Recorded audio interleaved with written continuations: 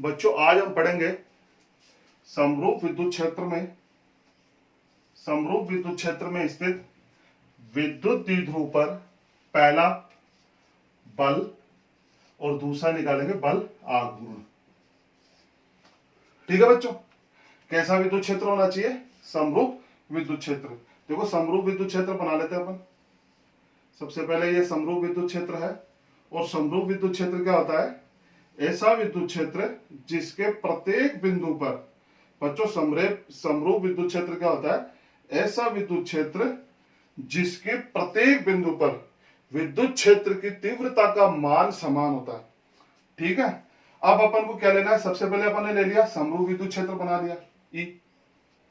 ठीक है, अब अपन क्या लेंगे? विद्युत द्विध्रुव लेते हैं। विद्युत द्विध्रुव इसके अंदर रखना है अपन को। ठीक है बच्चों, एक विद्युत द्विध्रुव मैंने ये ले लिया -q और ये +q यहाँ पे। ठीक है बच्चों, इस प्रकार से मैंने ये दो चार्ज इसके अंदर रख दिए हैं, -q और +q। ठीक है, ये दोनों का जो पेयर होगा, जोड़ा होगा, वो क्या बनाएंगे बच्चों? एक विद्युत द्विध्रुव बनाएंगे। और इन दोनों विद्युत द्विध्रुव के बीच की दूरी बच्चों में मान लेता हूं स्मॉल d है। क्या है बच्चों? ये क्या है? Small d। ठीक है, स्मॉल d क्या है बच्चों? -q आवेश और इस +q आवेश के बीच की दूरी है। ठीक है, ये मैंने क्या सेटअप बनाया बच्चों? एक समरूप विद्युत क्षेत्र में क्या बनाया? विद्युत द्विध्रुव। ठीक है बच्चों, अब अपन को ज्ञात क्या करना है? बल ज्ञात करना है। देखो बच्चों, ये एक विद्युत क्षेत्र की रेखाएं बनाई है मैंने। ठीक है, इसमें क्या है? ये +q आवेश रखा हुआ है। तो +q आवेश पर बच्चों क्या लगेगा? इस विद्युत क्षेत्र के कारण क्या लगेगा? इस विद्युत क्षेत्र के कारण क्या लगेगा बच्चों? बल लगेगा। क्या लगेगा? बल लगेगा। ठीक है, अब बल कैसे लगता है बच्चों? देखो, अगर विद्युत क्षेत्र रेखाएं इस प्रकार से है, ठीक है, और इसमें कोई +q आवेश रखा हुआ है, तो इस पर जो बल की डायरेक्शन होती है वो विद्युत क्षेत्र की दिशा में ही बच्चों होती है। आ रहा है समझ में? देखो वापस देखो, जिधर विद्युत क्षेत्र रेखाएं होती हैं उधर ही +q आवेश पर विद्युत बल का डायरेक्शन बताते हैं। ठीक है, अब ये कैसे निकलता है? चूंकि अपन ने निकाला था E = F/Q, विद्युत क्षेत्र की तीव्रता की परिभाषा से E = F/Q। इसको इससे मल्टीप्लाई कर देते हैं बच्चों, तो ये क्या आ गया? F = QE। ठीक है बच्चों, ये बल का मान आ गया जो +q आवेश पर विद्युत क्षेत्र की तीव्रताओं के कारण लग रहा है। ठीक है, तो इसकी डायरेक्शन बच्चों में बना देता हूं।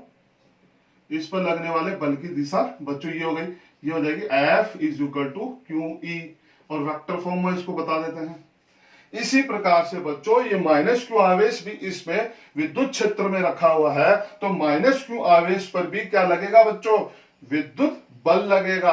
और उसकी डायरेक्शन कैसे होगी बच्चों? जैसे ये विद्युत क्षेत्र रेखाएं हैं, तो उसकी डायरेक्शन कैसे होगी? जैसे मान लो ये रखा हुआ है, ये इसके उल्टी हो जाएगी प्लस के। ठीक है, प्लस वाले में तो विद्युत क्षेत्र रेखाओं की डायरेक्शन में ही क्या कर रही थी? बल लग रहा था। माइनस में क्या होगा? विपरीत दिशा में बल लगेगा। तो इसकी भी बच्चों बना लेते हैं अपन। ये मैंने बना लिया इसकी डायरेक्शन। ठीक है, इसका मैंने क्या लिखा? F = QE।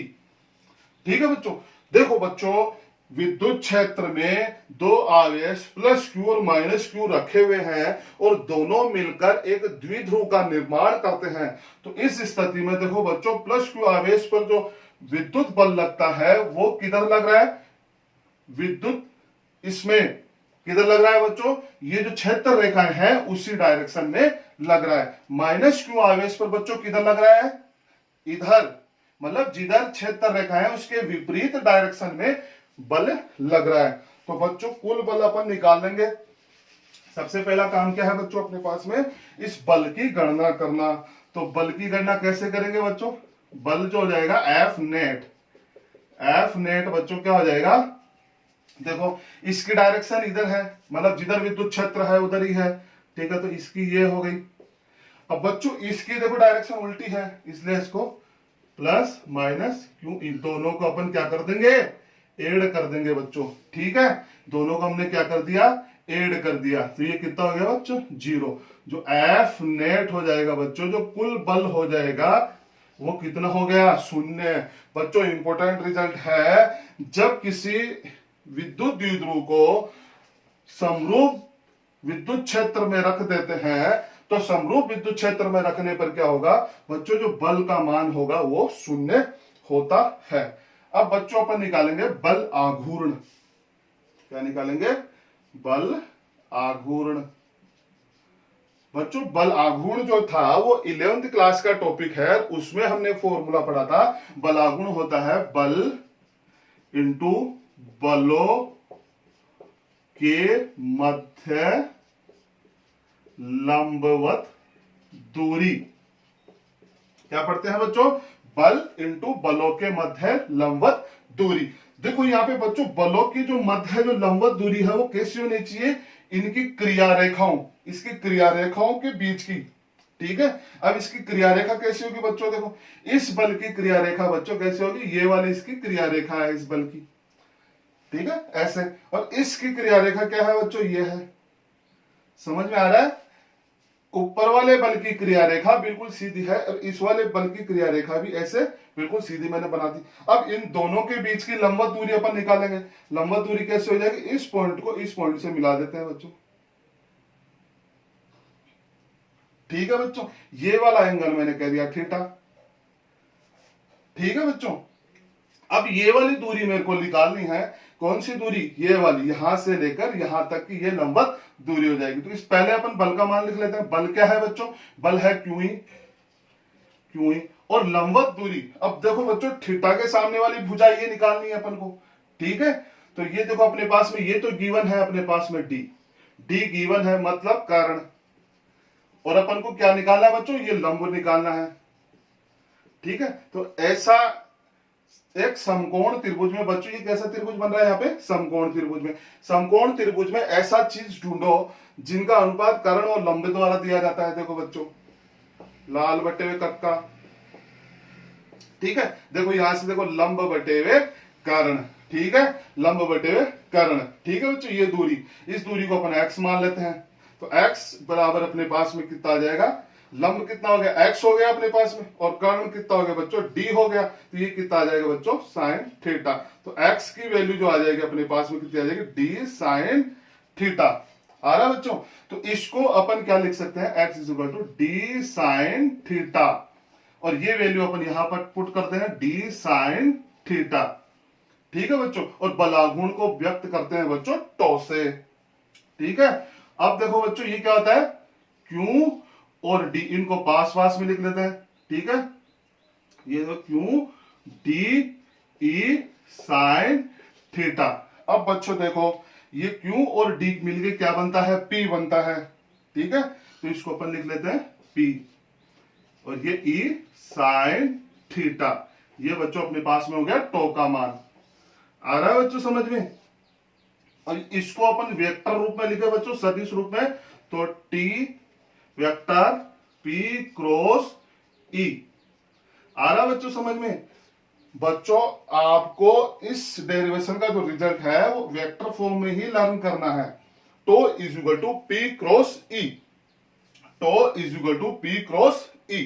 ठीक है बच्चों, यहां पे एक चीज है, जो थीटा है वो किस किस के बीच का कोण है बच्चों? P के और E के बीच में। P एंड E के बीच का कोण।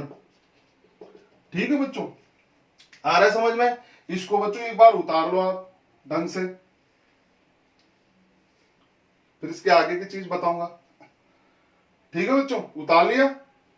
अब देखो बच्चों, मान लो अपने पास में इस प्रकार से कोई विद्युत क्षेत्र रेखाएं हैं।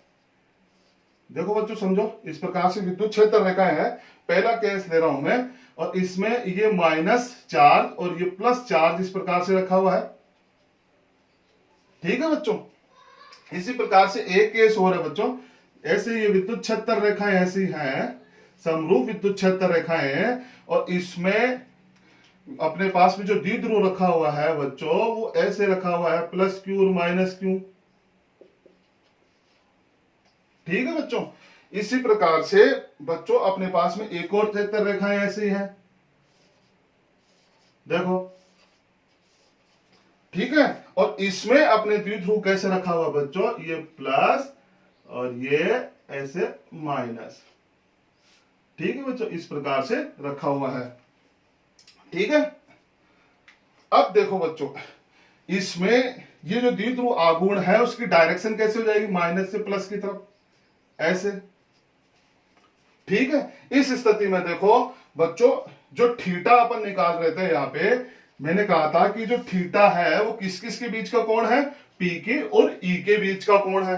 थीटा बच्चों किस किस के बीच का कोण है, पी के और ई के बीच का कोण है। यहां देखो बच्चों, थीटा ये पी है, ये जो माइनस से प्लस की तरफ अपन ने डायरेक्शन बनाई, ये किसकी बनाई बच्चों, पी की बनाई। और ये वाली डायरेक्शन बच्चों किसी की है, ई की डायरेक्शन है।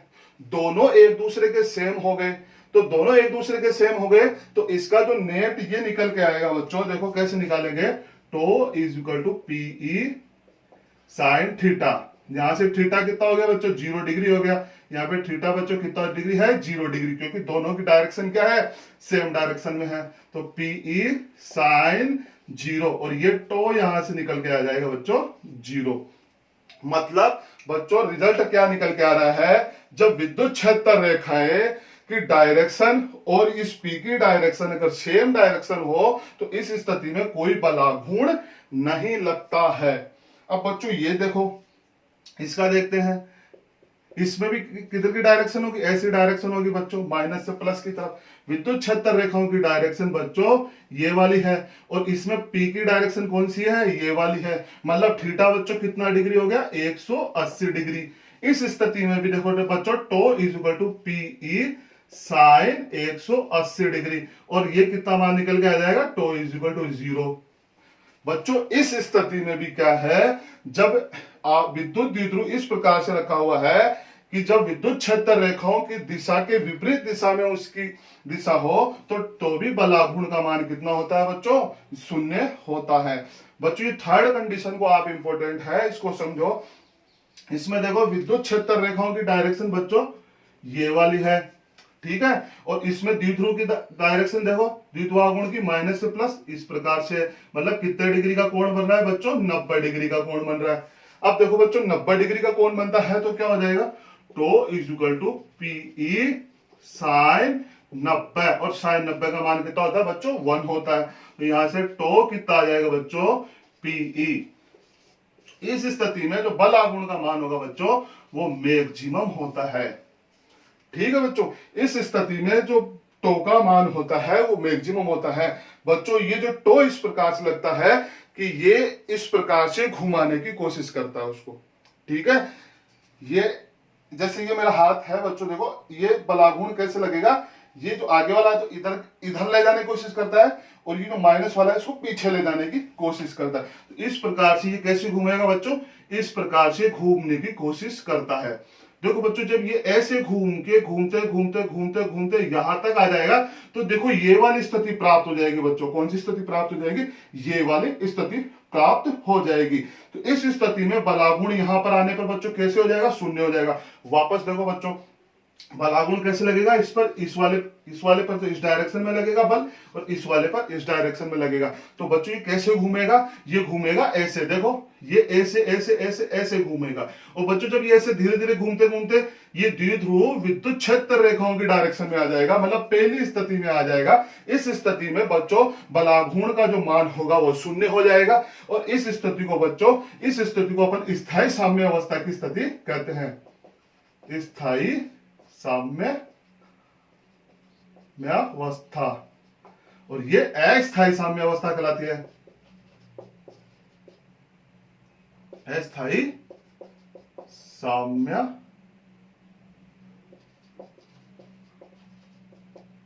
अवस्था, ठीक है बच्चों।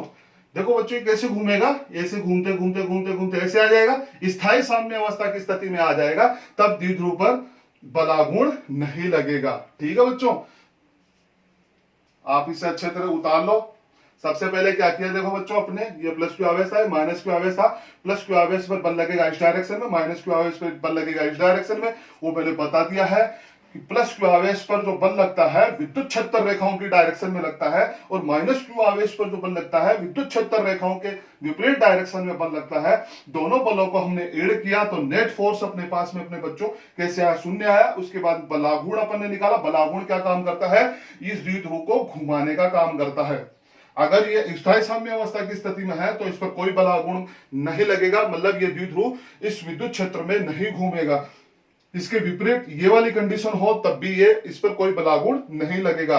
लेकिन बच्चों अपन ने एक ऐसी स्थिति पढ़ी जब द्विध्रुव विद्युत क्षेत्र के 90 डिग्री पर हो तो इस स्थिति में बलागुण का मान अधिकतम लगता है।